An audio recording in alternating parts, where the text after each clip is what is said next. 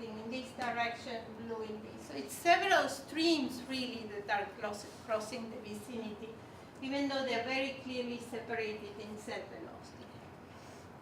So one of the diagrams that I like the most is this HR diagram for the members, where you can clearly see, you see a main sequence turn off and Rajayan branch. So we've selected the stars kinematically or dynamically, and we're making now an HR diagram, and it looks like an HR diagram of a dwarf galaxy. Right? We're used to doing this for Sculptor or the LMC or whatever, and try to derive star formation histories of this object. Now we can do this from stars in the solar neighborhood. I find that very exciting. What we see is there is a range of ages consistent with that of the stars of between 11 and 13 gigayears, and there's also a spread in metallicities. So it peaks around the halo metallicity of -1.6, but minus 1.8, but there is definitely a spread in metallicities or broad metallicity distribution. So this is definitely a dwarf galaxy. What's AB? AB is the selections that we made. So whether we are very conservative in a region of, or we allow for more members and maybe a bit more contamination. But you see that independent of the selection, we can clearly see the peak. And the tail is more pronounced if you're a bit more generous in your selection of members. So then we did some Nbody simulations. So we took two component galaxies with stars and dark matter, and we varied the stellar mass from a few times 10 to the 6, like would be, say, Sculptor, to 10 to the 8 solar masses, like would be Sagittarius. And then you see that for the most massive object, if you look with time, the distribution of materials, so that the object mixes rather quickly, and at the end of the day, the spatial distribution is fairly smooth. If you take an object that's less massive, then you still see features more pronounced. And so what we can do is then use the asymmetry in these streams. So the fact that we have one stream with more stars than the other gives you a hint of when this object fell in and how massive it was. And from comparison to the simulation, we have a typical ratio of 1 to 2. So that ratio actually gives us, within 1 kpc, it's actually slightly higher. That would be this region here. And so it would be something like 6 gigayears ago. And from the velocity dispersions of the streams, what we see if we compare that with the simulations, these are the measurements, and these are the simulations for the different objects, the least massive, the most massive. Then a 10 to the 8 solar masses in stars seems to be a reasonable match to the data. So then you ask yourself, okay, were there any globular clusters associated to this object? And indeed, in this region of integrals of motion space, you see here in green the stars, in black the stars from the simulation.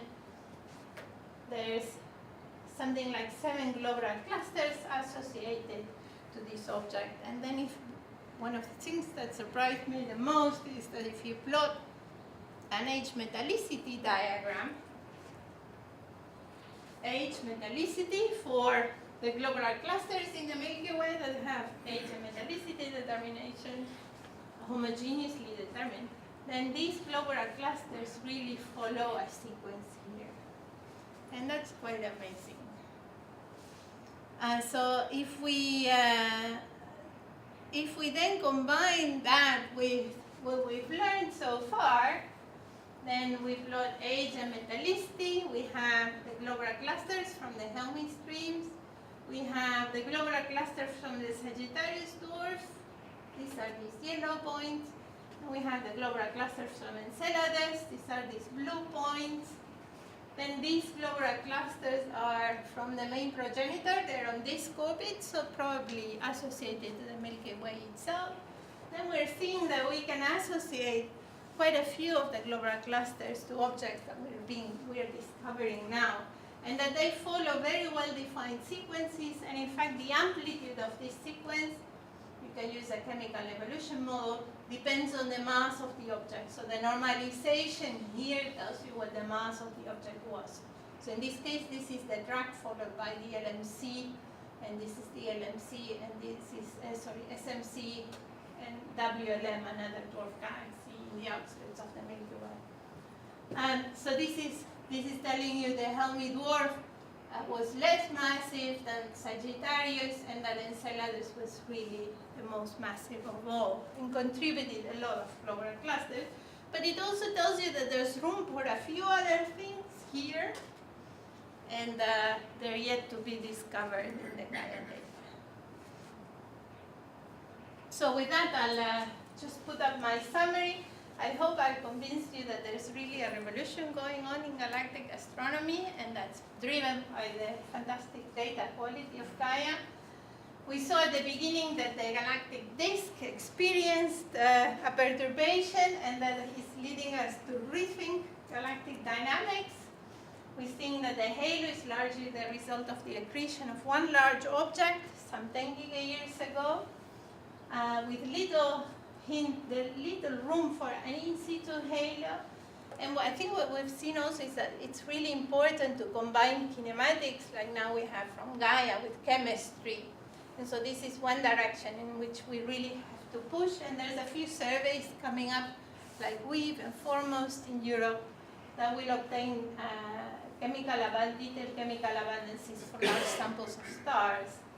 We see some other substructures present, like the streams I talked about, and there are many more streams that are being discovered, and I think a lot more is still hiding there in the Gaia data. And with that, I'll stop.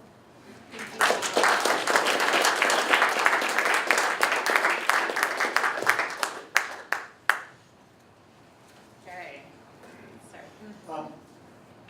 The Gaia stream that you have identified, do they correlate well with the Olin-Egan streams that he talked about so much in the 60s and 70s era? In other words, did he already discover these same streams?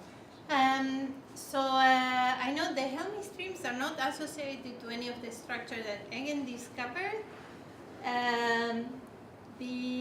What I would say is that some of the structures that, because this thing Gaia Enceladus is really dominating the inner halo, so also the regions that were probed by Egan.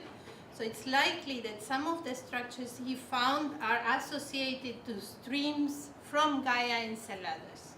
That would be my take. We haven't revisited again the association, so the list of stars associated to this, because we're talking about so many stars. But there is likely some association, yes. But not all of them have survived, actually, the scrutiny of the R2.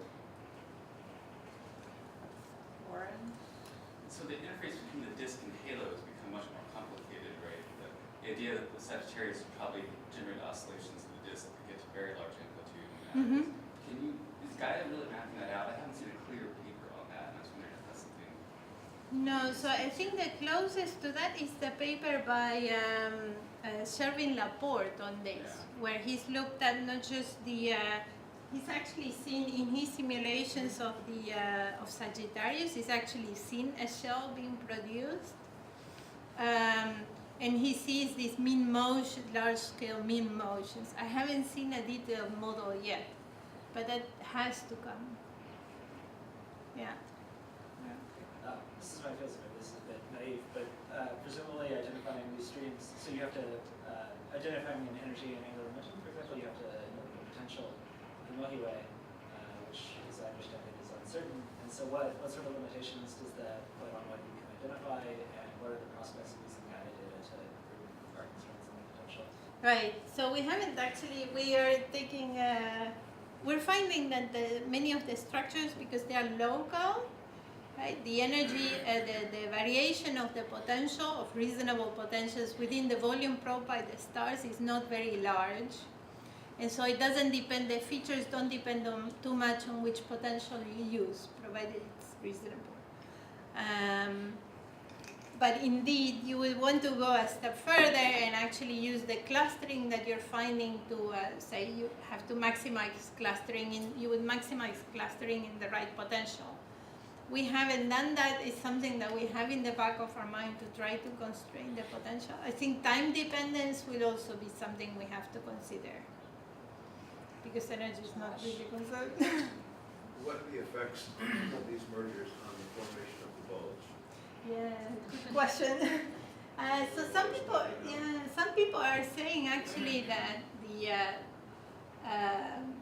there's a very tight link between the bulge or the bar and the thick disk. And so if this merger actually happened, 10 gigayears ago, most of the stars, people are now trying to really derive much more tighter constraints on star formation history for the thick disk. And most of the stars in the thick disk appear to be slightly younger. So a lot of star formation probably happened with that event, and that may have funneled or triggered the formation of a bar. I don't know, this is still speculation, but I suspect the two things are related.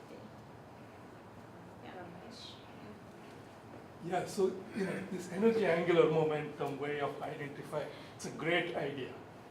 You also mentioned that maybe time dependence. I was wondering, from simulations, how long does a star remember its energy and angular momentum? It must diffuse at some point, right? Yeah, so we looked at this in cosmological simulations, Yeah. like in the Aquarius simulations, and actually it doesn't work too badly. So in fact, the clumps do get bigger in space, or they cover a larger region.